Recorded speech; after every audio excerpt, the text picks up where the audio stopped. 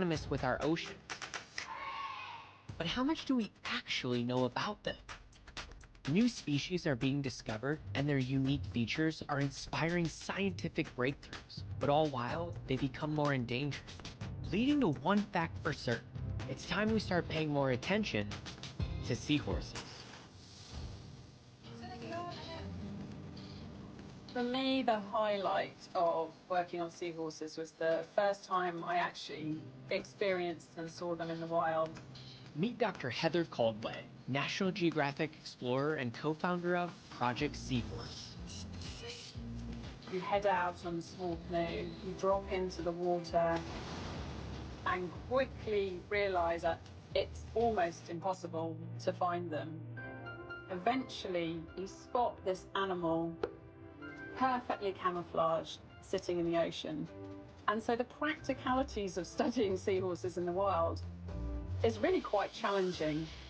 But a challenge that's worth it for a closer look at a very unusual animal. I think the first thing to say about seahorses is that they are a fish. And actually that can be quite surprising for many people because they look so unfish-like. Along with their horse-shaped head, they have eyes like a chameleon that can move independently, and a prehensile tail, meaning that, similar to a hand, it can grip objects. And another surprise? He's still a killer by instinct. Seahorses are predators of the ocean. Perhaps not what we think about when we think of ocean predators and are thinking of big toothy sharks and things like that. They have this very specialized mouth, which is like a tube with a little flap at the end. And that's a fantastic suction device.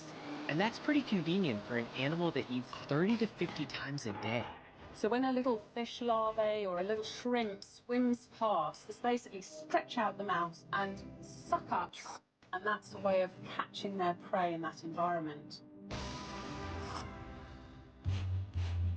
There are 47 species of seahorses.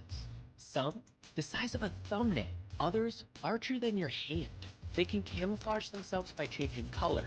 And when it comes to making more seahorses, well, as a biologist and a mother, there's a certain attraction on working on a species where the male gets pregnant. Aside from its close relative, the sea dragon, they're the only animal where the male goes through pregnancy, creating a special bond between the partners. You have the male and the female. They come together. They do a beautiful courtship dance, often changing color, and they mate for life. Well, how does that work?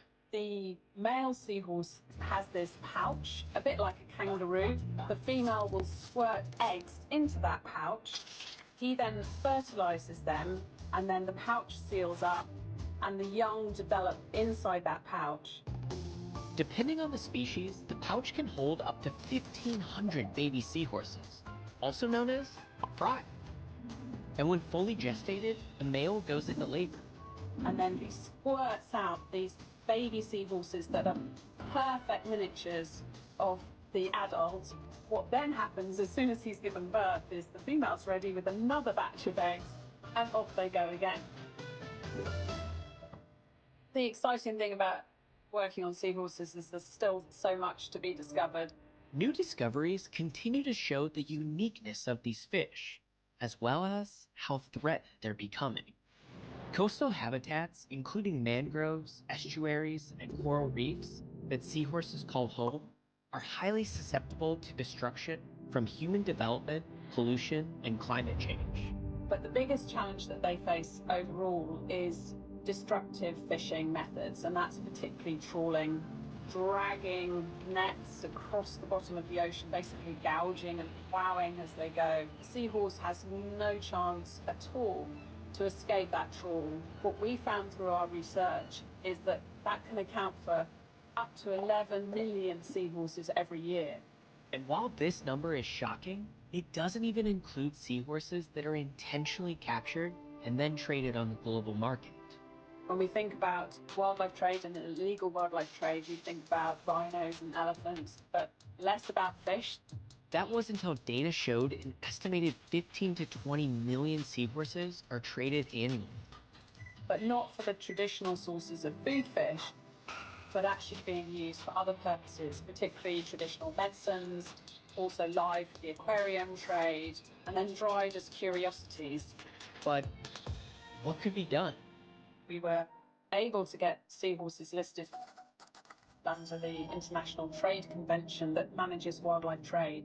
And that provides a global tool to help monitor and manage what's a really complicated trade involving tens of millions of animals, live or dried, moving between countries that have different rules themselves.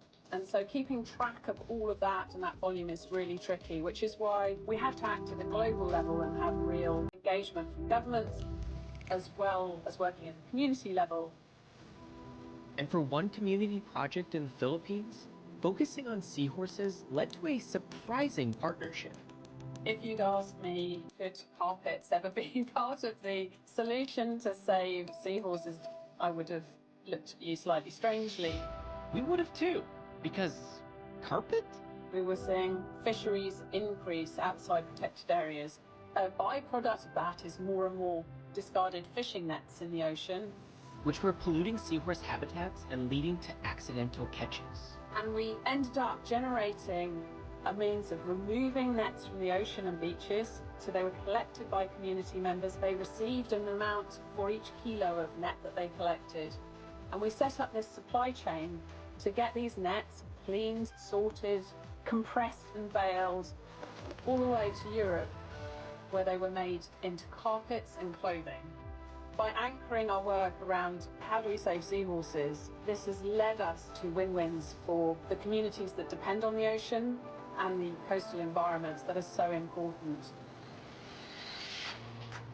So while these fish may be challenging to study, they remind us that our ocean's well-being depends on their well-being.